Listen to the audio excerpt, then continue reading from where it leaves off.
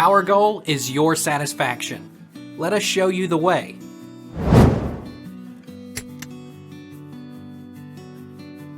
What is the irony in Pride and Prejudice?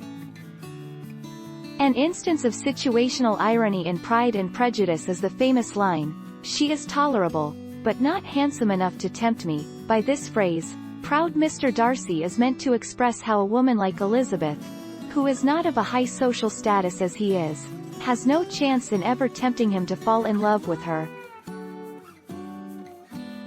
What is Jane Austen's writing style in Pride and Prejudice?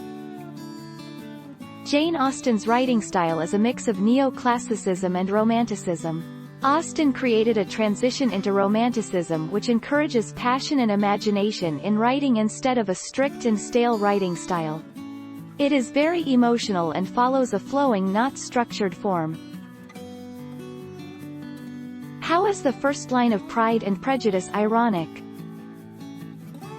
The ironic tone of Pride and Prejudice is set with the very beginning of the novel.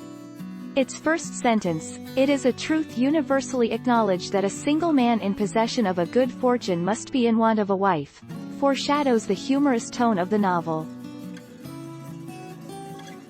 What is the main conflict in Pride and Prejudice? The plot of Pride and Prejudice follows a linear, chronological structure.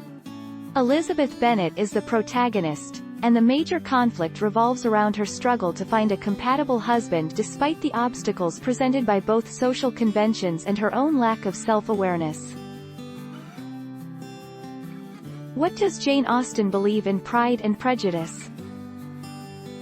Jane Austen, the famous first line of Pride and Prejudice states, "It is a truth universally acknowledged, that a single man in possession of a good fortune must be in want of a wife." 1.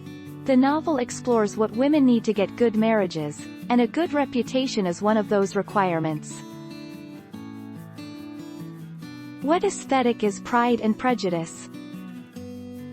Jane Austen's most popular novel, Pride and Prejudice, 1813, illuminates and is illuminated by psychoanalytic aesthetics.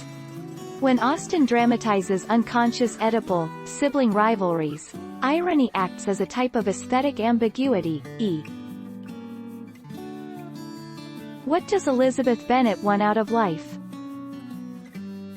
Elizabeth clearly wants to marry for love, not just for security, but Charlotte's practical approach to marriage and her own sister's early success with Bingley at the ball likely play a part in her reflecting on her own anxieties and fears about being a young woman experiencing the trials and tribulations of trying to Take our lead. Let's help you make your mark.